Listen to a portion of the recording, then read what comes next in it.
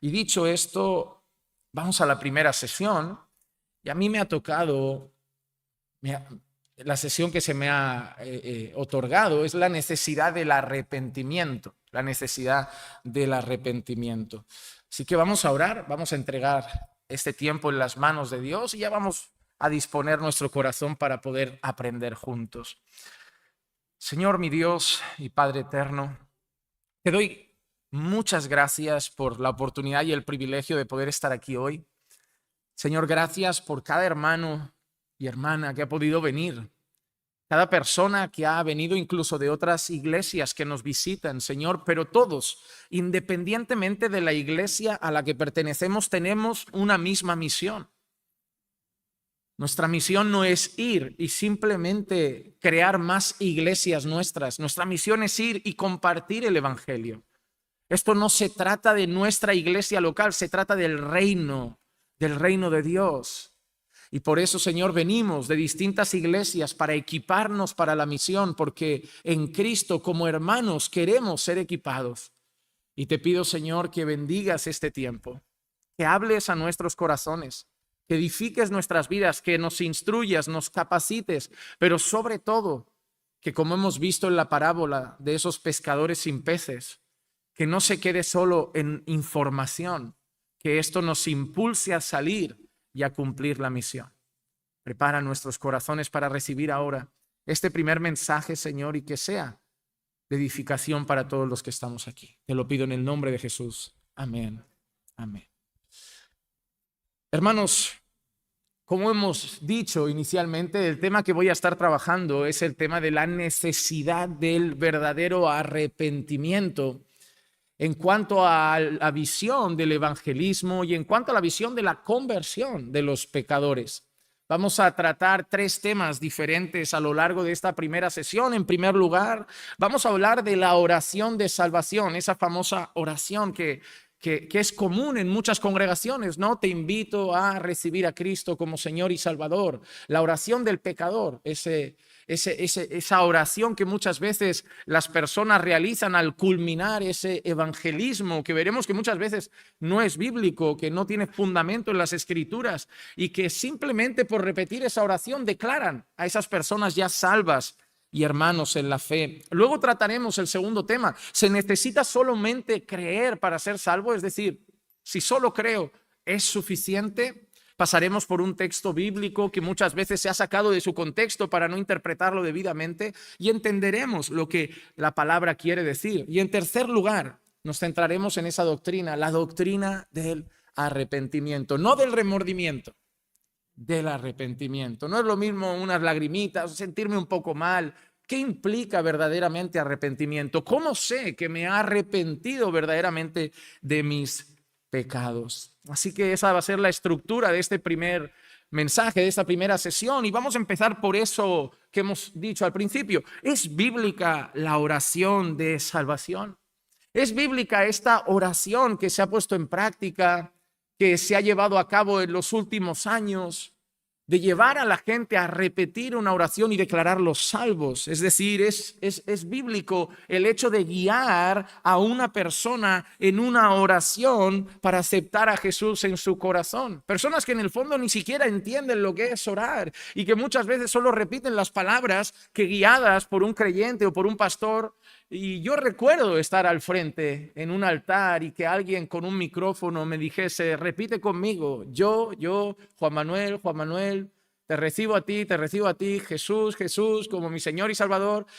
Y yo simplemente lo repetí y recuerdo, ¿no?, ese gesto de victoria de uno más para el reino de Dios. Y yo recuerdo que salí de ese lugar y era el mismo. O sea, las mismas prácticas, los mismos pecados, el mismo corazón, pero claramente algo había movido mis emociones ese día, había tomado esa decisión, pero yo soy consciente y quiero decir algo: es posible que alguna persona coincida que el día que hace esa oración sea el día de su conversión, pero muchas veces no es así. En mi caso no fue así, no fue ese día el día de mi conversión. Pero nosotros debemos hacernos la pregunta de si ese es el modelo bíblico de hacer las cosas. Nosotros vemos a Jesús llevando a las personas a repetir esa oración. Nosotros vemos a Juan el Bautista haciendo esas cosas. Nosotros vemos al apóstol Pablo haciendo esas cosas. Nosotros vemos al apóstol Pedro haciendo esas cosas. Ahora, como iglesia, estamos transitando por el libro de Hechos. Y por ahora no hemos visto ni al eunuco etíope con Felipe, no hemos visto el discurso de Esteban, no hemos visto los sermones iniciales de Pedro repitiendo esa oración. No hemos visto eso. Así que no podemos decir que ese modelo de trabajo y de evangelismo es un modelo basado en la Escritura. La pregunta que nos tenemos que hacer ahora es, ¿esa oración, esa práctica reemplaza al verdadero arrepentimiento? ¿Esa práctica podría sustituir al verdadero arrepentimiento del cual hablan las Escrituras? Definitivamente la respuesta es no. La respuesta es no. La iglesia moderna, esta pseudoiglesia, que muchas veces es la que vemos más común, y eso es lo que nos preocupa, que es lo más común. Y debemos recordar, amada iglesia, que lo más común no es lo más correcto.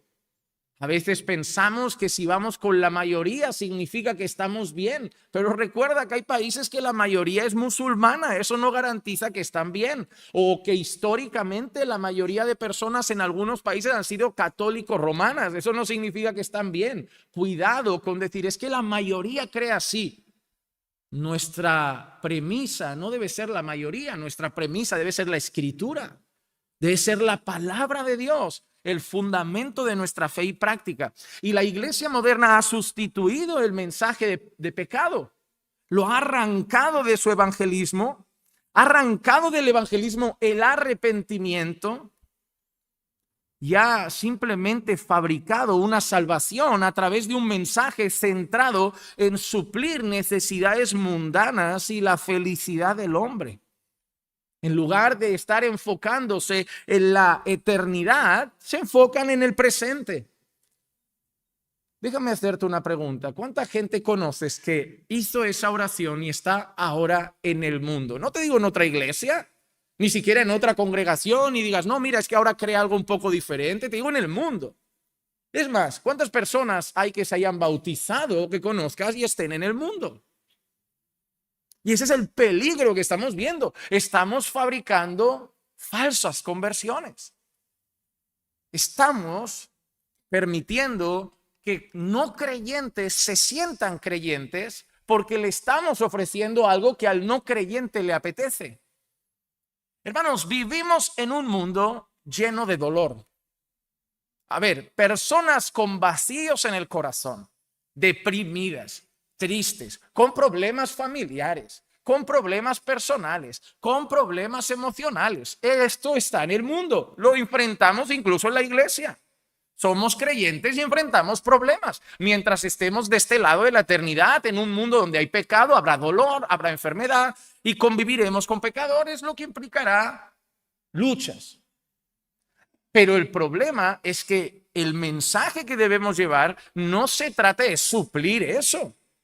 Pero si salimos a la calle diciendo, mira, Jesús puede restaurar tu familia, ven a Cristo y llenará el vacío de tu corazón, ven a Cristo y encontrarás paz, ven a Cristo y tendrás gozo, y ofrecemos terapia, claro que van a venir, se quieren sentir mejor.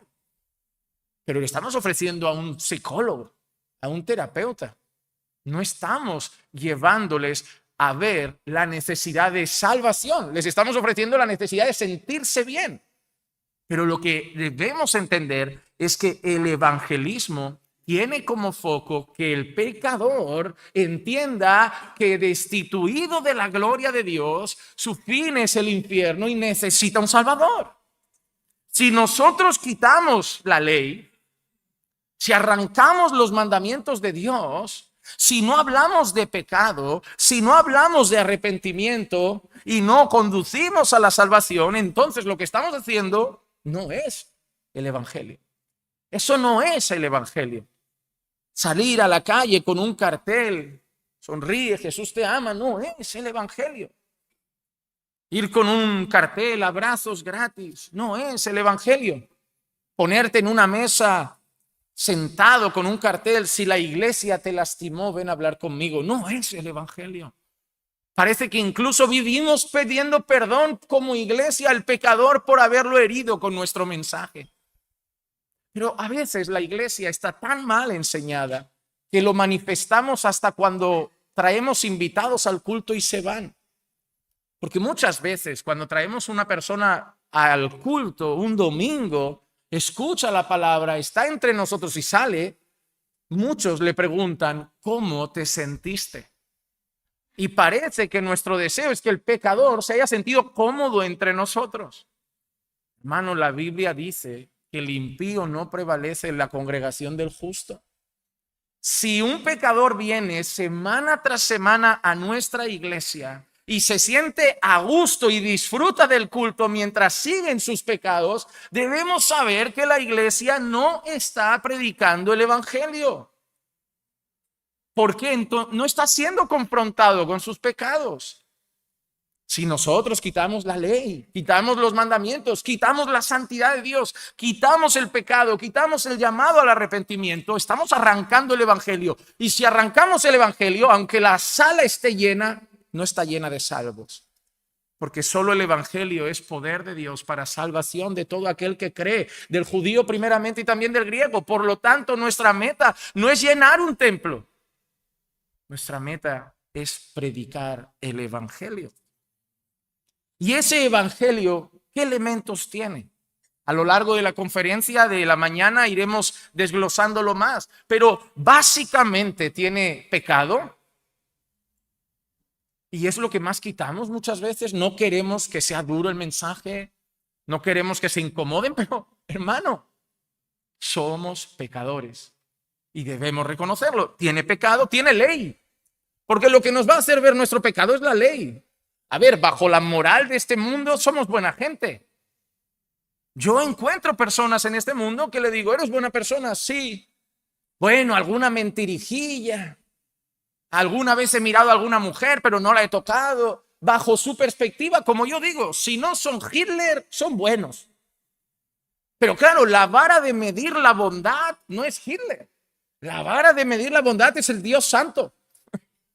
El problema es ese, que yo en este mundo voy a encontrar un montón de gente que es mala, un montón de terroristas, un montón de narcotraficantes, violadores, asesinos, y yo, claro, al final no soy tan malo, pues soy bueno, pero cuando yo miro a Jesús, cuando yo miro al Dios Santo, ahí sí, y cuando yo miro la ley, lo que Él ha establecido como moral, como bueno y malo, ahí sí reconoceré mi pecado. Entonces la ley es necesaria.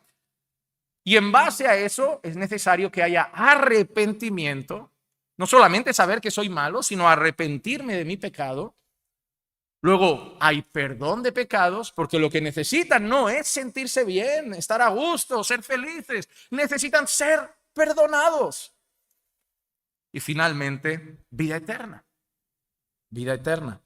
Sin embargo, cuando nosotros miramos la oración del pecador, la oración de salvación que se ofrece hoy en día, quitan el pecado, quitan la ley, quitan el arrepentimiento. ¿Y qué queda si quitamos el perdón, la ley, el arrepentimiento? Solo ofrecen vida eterna. Solo ofrecen vida eterna. Estás mal, pasa al frente, repite la oración, salvo. Estás triste, pasa al frente, repite la oración, salvo. No hay ley, no hay conocimiento de pecado, no hay un arrepentimiento sincero. ¿Y qué estamos fabricando? Falsos conversos. ¿Cuánta gente que llegó a la iglesia en base a esa estrategia de alcance, cuando siguen los problemas se va? Porque vino buscando paz y no tiene paz, me vuelvo al mundo porque lo que me ofrecieron no está. Cuando empiezan a haber conflictos se va.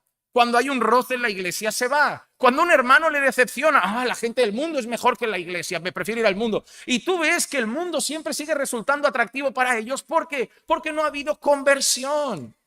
Vinieron buscando otras cosas, vinieron buscando sentirse bien, llenar un vacío, acabar con su depresión. Vinieron buscando terapia y cuando la necesidad emocional no se satisface, salen a buscar otra vez cosas de este mundo.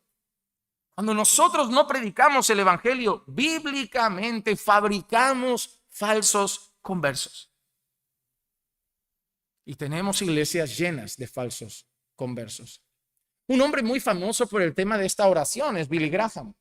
Lo conocerán. La mayoría de evangélicos conocen a Billy Graham y no evangélicos.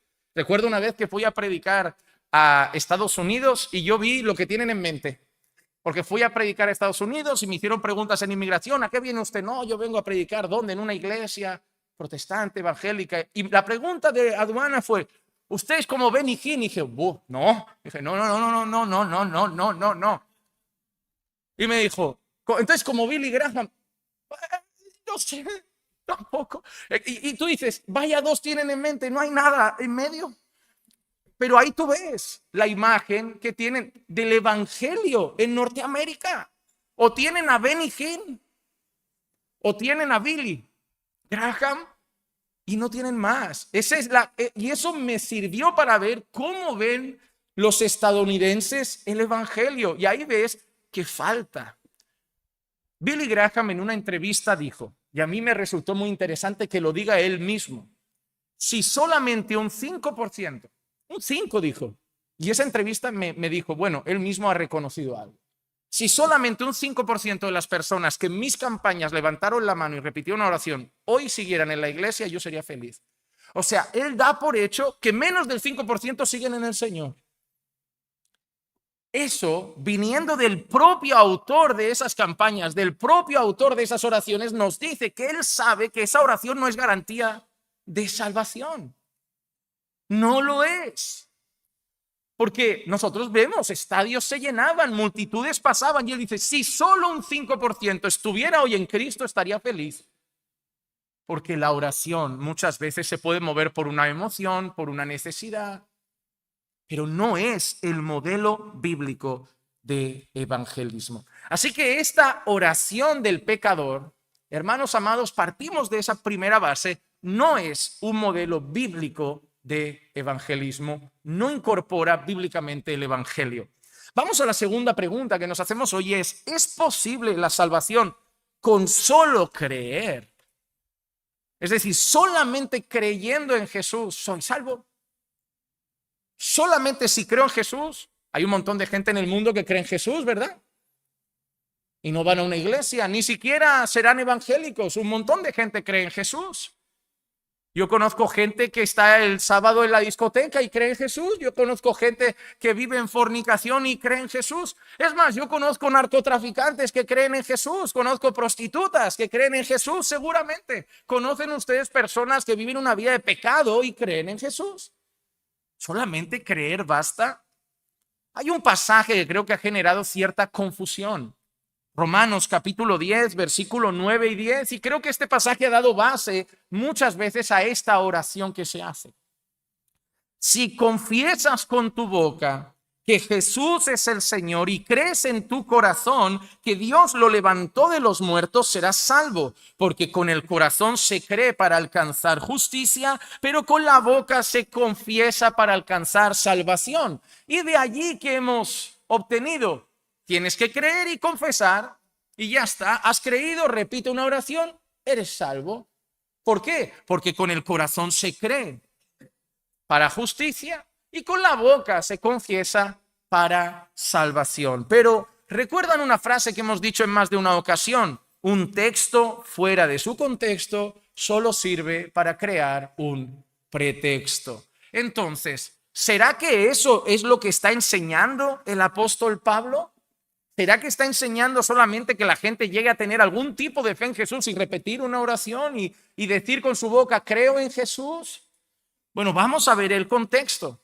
Romanos capítulo 10, donde se encuentra este pasaje, comienza con una oración de Pablo desde lo más profundo de su corazón. ¿Recuerdan a Pablo decir que incluso él preferiría ser anatema, separado de Cristo, si sus compatriotas fueran salvos? Así empieza, ¿no? Con ese pesar. Pablo ve a sus quizá compañeros de escuela y de estudios del pasado, a sus vecinos, a sus amigos, a sus compatriotas, y los ve con celo por las cosas de Dios.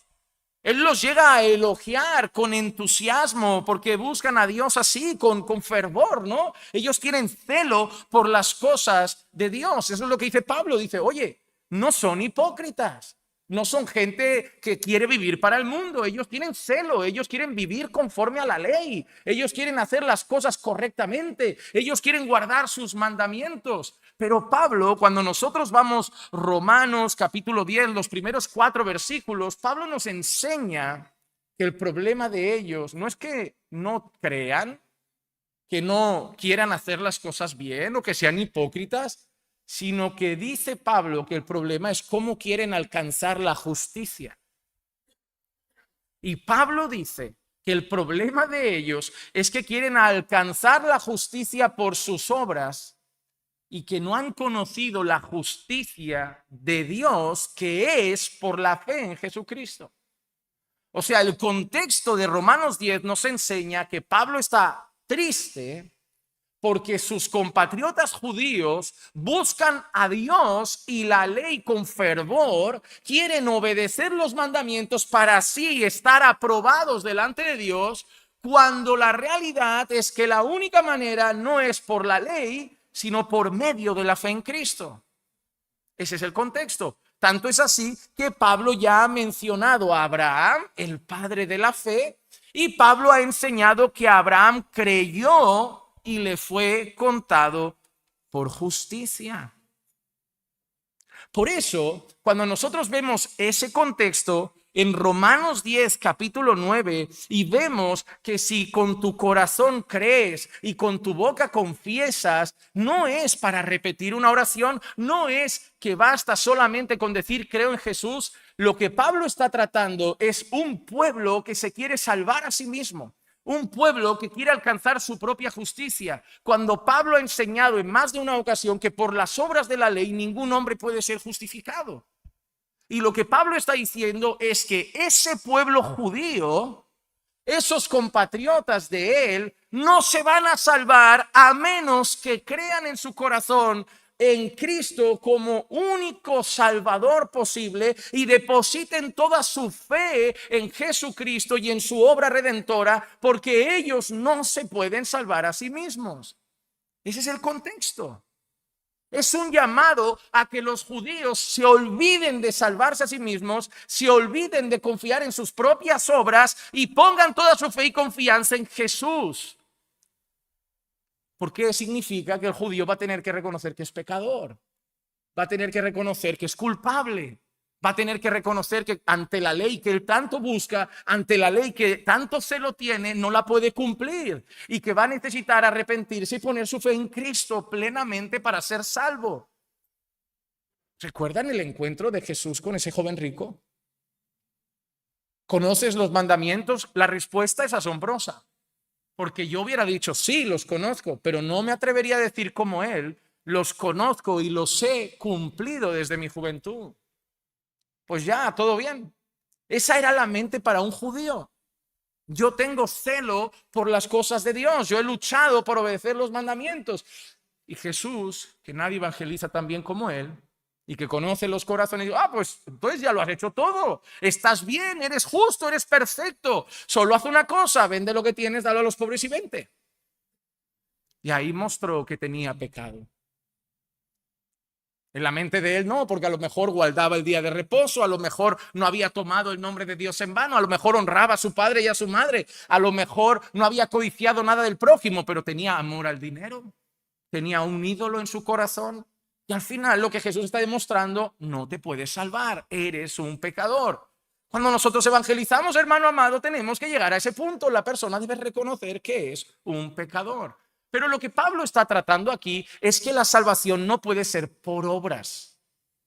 Ese es el contexto de Romanos 10, que la salvación no puede ser por obras, que es como la buscan los judíos. Y tristemente, no solo los judíos. Musulmanes también buscan una salvación por obras. Mormones también buscan una salvación por obras. Testigos de Jehová también creen una salvación por obras. Y por mucho que intenten disimularlo un poco, adventistas también creen en una salvación por obras. Y yo apuraría a decir que hasta católicos romanos creen en una salvación por obras, porque para ellos es fe más obras, fe más sacramentos, fe más Y eso es lo que Pablo está queriendo demostrar. Nadie puede salvarse por sus obras, por su propia justicia.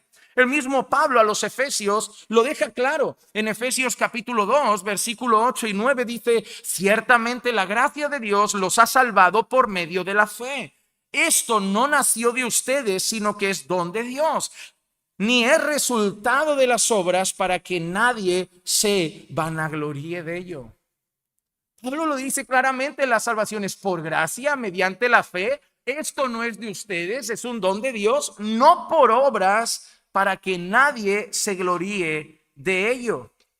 A los Gálatas, mira lo que le dice en Gálatas 3, 6 al 9. Así Abraham creyó a Dios y le fue contado por justicia. Sabed por tanto que los que son de fe, estos son hijos de Abraham. Y la Escritura, previendo que Dios había de justificar por la fe a los gentiles, dio de antemano la buena nueva a Abraham, diciendo: en ti serán benditas todas las naciones. De modo que los que son de la fe son bendecidos con el creyente Abraham. En el capítulo 2 y el versículo 16 del mismo libro de Gálatas, también dice: sabiendo que el hombre no es justificado por las obras de la ley, sino por la fe en Jesucristo, nosotros también hemos creído en Jesucristo. Así que, hermanos, Pablo hace hincapié constantemente: no es por las obras, es por gracia mediante la fe.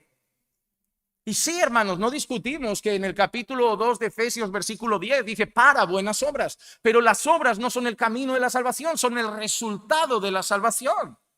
Yo no hago buenas obras para salvarme, yo hago buenas obras porque he sido salvado. Las obras son el fruto de estar en la vid que es Cristo. Porque, hermano, tus buenas obras y mis buenas obras no pasan de trapos de inmundicia delante de la santidad de Dios. Podrías hacer el mayor de tus esfuerzos, nunca estarías completamente limpio. Necesitas a alguien con una justicia perfecta. Y eso es lo que Pablo está enseñando a los romanos, a los gálatas, a los efesios. Nosotros somos incapaces de tener una justicia perfecta por nuestros méritos. Necesitamos un Salvador. Y, hermano amado, esto es tan serio para Pablo que todo aquel que cambie este fundamento lo condena. Lo condena. Supongo que si Pablo hoy se levantase a denunciar a la gente, también diría: Pablo, mejor predica, déjalos a ellos con Dios. O le dirían: Pablo, te falta amor. Porque a Pablo no le tembló el pulso de llamar a las cosas por su nombre. A Jesús tampoco. Mira, Juan el Bautista no tembló al decir raza de víboras. Jesús no tembló al llamar hipócritas. Pedro no tembló al hablar de falsos maestros. Y Pablo no tembló al hablar de denuncias así, incluso de citar por nombre. Tenemos una iglesia que dice: oye, deja que sigan maltratando ovejas, engañando gente, porque tu deber es solamente ese, llevar un mensaje dulce, que haga sentir a la gente bien. Pero Pablo no dice eso. Pablo dice: como alguien cambie este evangelio, como alguien cambie esto, como alguien le quite un punto y una coma, como alguien distorsione esta verdad, mira lo que dice en Gálatas 1, 7 y 8. No que haya otro evangelio, sino que hay algunos que lo perturban y lo quieren pervertir, es decir, que lo quieren tergiversar, que lo quieren cambiar. Y dice: el evangelio de Cristo. Pero si aún nosotros o un ángel del cielo les anuncia otro evangelio diferente del que les hemos anunciado, que quede bajo... Oh, hermano, no es suave esto, que sea maldito por Dios. La palabra que aparece en algunas traducciones: anatema. Y Pablo no tiembla. El evangelio debe ser conservado con pureza. Hermano, tú y yo no tenemos derecho a mejorar el mensaje. Hermano, tú ves lo ridículo que es, lo soberbio que es, que el Dios perfecto y santo te diga: ves a dar este mensaje, y tú vengas y le digas al Dios perfecto y santo: creo que es mejorable, creo que el mensaje que me has dado no es efectivo, voy a hacer una reunión con el comité de la iglesia para ver una forma más efectiva de cambiar el mensaje y adaptarlo para atraer a más gente. ¿Te imaginas lo arrogante que suena ante Dios eso? Yo, cuando veo a gente hacer eso, yo creo que la gente, uno, está despreciando a Dios, y dos, está dejando de creer en el poder del Espíritu Santo. Claro que es un mensaje duro a la carne. Si incluso en la iglesia, entre creyentes, convertidos, nacidos de nuevo, corregimos y ya a veces te miran una semana mal. Claro, ¿cómo un pecador muerto en delitos y pecados te lo va a recibir con una sonrisa? Pero nosotros confiamos en la obra del Espíritu Santo. No va a ser por gusto que se van a convertir. Solamente cuando el Espíritu Santo traiga convicción de pecado. Así que, hermanos, nosotros no somos llamados a cambiar ese evangelio. Debemos seguir llamando a las personas al arrepentimiento. Aunque les caiga duro, la pregunta ¿es bíblico llamar a las personas al arrepentimiento? Absolutamente. Claro que sí, les guste o no. Ese es el llamado. Arrepentíos. Esa palabra arrepentimiento viene del griego metanoia, que significa un cambio de mente en la que el pecador se va a apartar del pecado y va a buscar el perdón de Dios. Es como un cambio de dirección completo. Íbamos hacia el pecado y nuestra mente cambia absolutamente. Ahora nuestra mente aborrece ese pecado, se gira y corre a Dios en busca de perdón y hacer su voluntad. ¿Recuerdan en Romanos 12 cuando Pablo dice, no os conforméis a este siglo, sino transformaos por medio de la renovación de vuestro entendimiento? Hermano, no necesitamos que la gente se sienta bien, necesitamos que la gente se arrepienta, que haya un cambio en su mente. Cuando fabricamos falsos creyentes, tenemos multitud de personas en la iglesia que viven semana tras semana diciendo, no estoy de acuerdo, no estoy de acuerdo. Porque no hay conversión, no se rinden a la palabra, no se rinden al Señor, siguen con su mente o igual. Y tarde o temprano saldrán. ¿Qué enseña la doctrina del arrepentimiento? ¿Por qué es tan importante? Bueno, la doctrina bíblica del arrepentimiento enfatiza un alejamiento sincero e intencional del pecado. Hermanos, si tú eres una persona que dices, pastor, me siento mal porque pequé y yo estoy haciendo lo posible, eso es prueba de tu arrepentimiento. Arrepentirte no es que ya no vas a pecar más. Es que tu relación con el pecado ha cambiado drásticamente. Ahora lo odias y vas a poner maneras, barreras y vas a tomar actitudes para salir de ahí constantemente. Ese dolor que estás sintiendo puede ser la evidencia mayor de tu arrepentimiento. La vida cristiana no se trata de arrepentirnos una vez. La vida cristiana es una vida de constante arrepentimiento. Incluso te voy a decir algo, amado hermano, conforme crezcas y madures en la fe, te arrepentirás más. Porque ya no harás esas cosas graves que hacías antes, pero te arrepentirás de un mínimo mal pensamiento, te arrepentirás de una palabra que dijiste y ya sobró. Conforme crezcas uno piensa, no, llegará un momento que ya no me arrepiento. Y dices, pero si me estoy arrepintiendo, cae más. Porque la madurez cristiana trae una noción más clara de cuán santo es Dios y cuán pecador soy, y constantemente soy consciente de cuánto fallo al Señor y vivimos diariamente arrepintiéndonos. Así que es un alejamiento